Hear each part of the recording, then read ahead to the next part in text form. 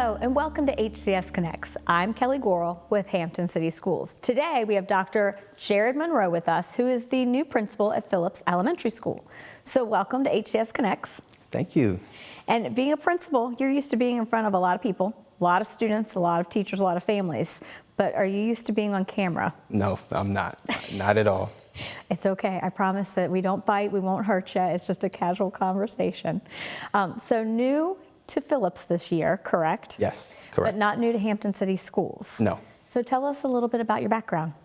So as far as Hampton City Schools, I am formerly the assistant principal, one of the assistant principals at Hunter B. Andrews Pre-K-8 school. I was there for the last 4 years. Okay. And what grades, because you just said pre-K through 8, so we have two schools that are pre-K through 8 schools. So we've got that elementary and that middle school element. So did you oversee more of the elementary students or the middle school students? So the first 3 years I was at Andrews, I was over grades 3 through 5. Okay. And my last year there, I was over grades 6 through 8. So, and I know you didn't start your educational career at Andrews, so tell us a little bit about your professional career. So professionally speaking, I did begin my career in Richmond Public Schools. Okay. I was a middle school teacher, taught social studies. I spent about 5 years there. And then I moved on to Norfolk Public Schools, and I was also teaching middle school social studies. And after that, made it to Hampton City Schools, and I've been here ever since. So a different lifetime ago, I started out in education as a teacher, and I was a middle school teacher. So they always say that middle school is that special age group. So no matter what you do in life, you'll be going to heaven. No. Oh, absolutely. So did you grow up in Richmond? Is that why you ended up starting with Richmond City Schools? I actually grew up in White Plains, New York. And so, yeah, going into my senior year of high school, my father, I'll never forget this day. He called me into the room. He and my mother were speaking, and he just notified me he was retiring from his former job as a police officer, and they'd be moving to Virginia. And so I graduated from a Virginia Beach public school, went to college at Virginia State University. And so from graduating there, you know, just kind of stayed in that area, started my teaching career in Richmond. So did you move right before your senior year? Right before my senior year. Oh, that's horrible for you.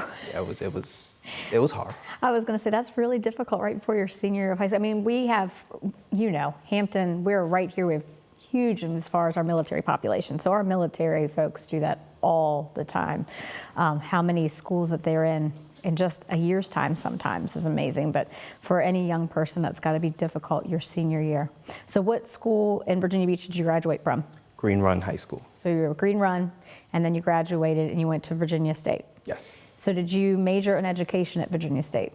Majored in history, minor in secondary education. Okay. So did you always know you wanted to go into education? No, actually. So it was like orientation, freshman orientation. Honestly, still hadn't decided. And just a conversation casually, my father kind of just stated it. Like, you know, I really feel like you would be a great teacher.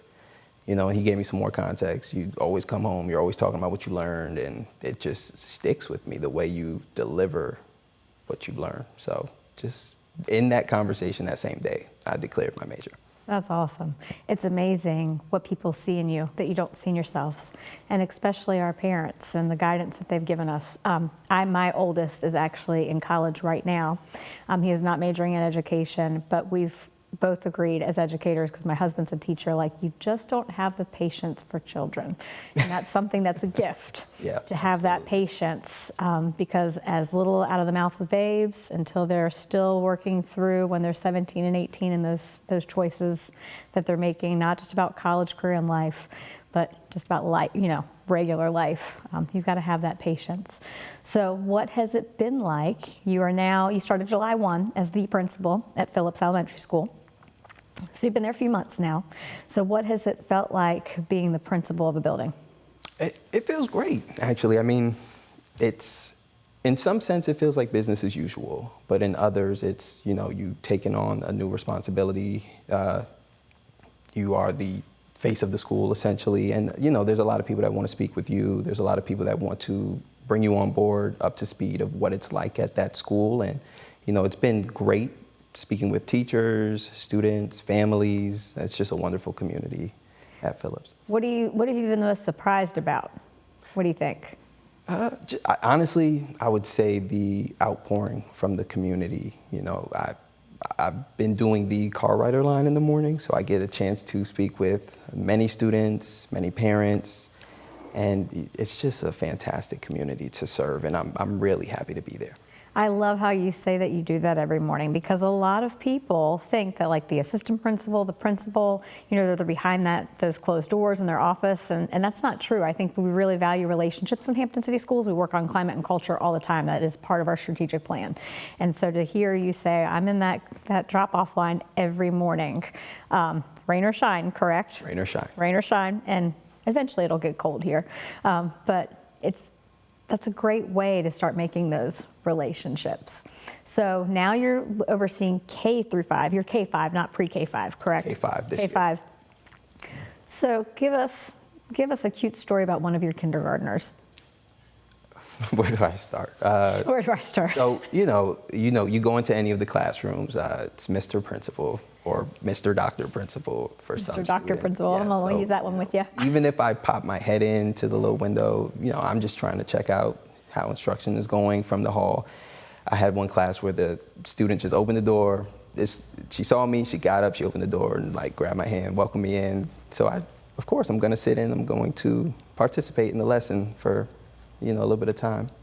But they're very just open and want you to come in and want you to participate in their day and tell you all about everything that's going on. It's amazing. It's amazing. So is there anything that's coming up at Phillips in the next few weeks? We're kind of almost in the second week of October now. So we do have our PTA sponsored Trunk or Treat, and I've heard that is an annual favorite at Phillips Elementary. And we are planning with our literacy team a Book-O-Ween. What's that? So the Book-O-Ween is we're prompting students to engage in their favorite book. Bring your book, bring your favorite costume reflecting the book, and of course, just really have an engagement with the books that we enjoy reading.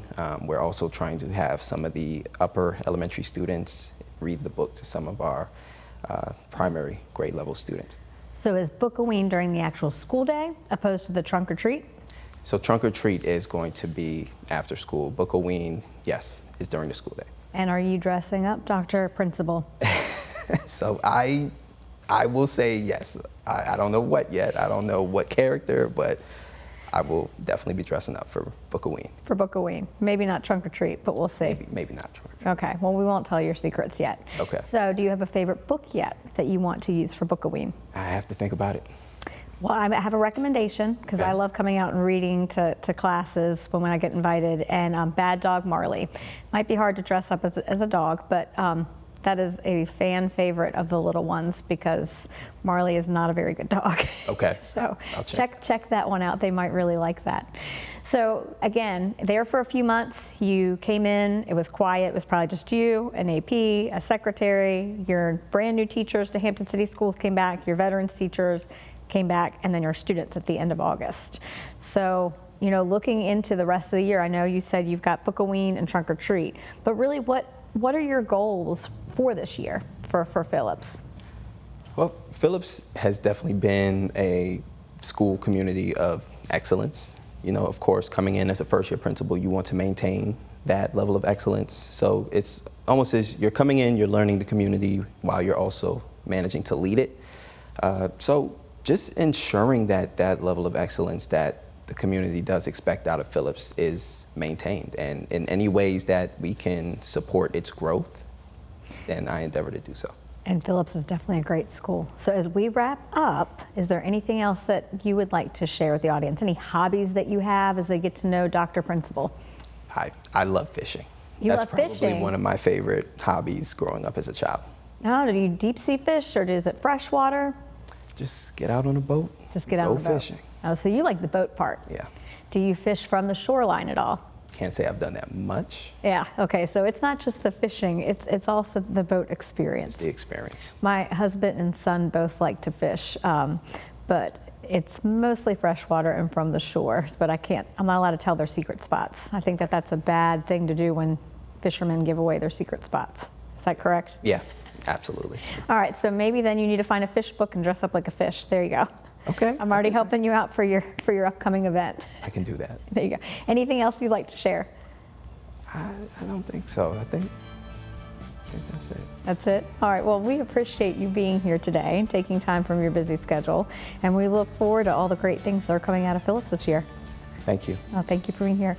And thank you for joining us on HCS Connects. Remember, it's easy to stay connected.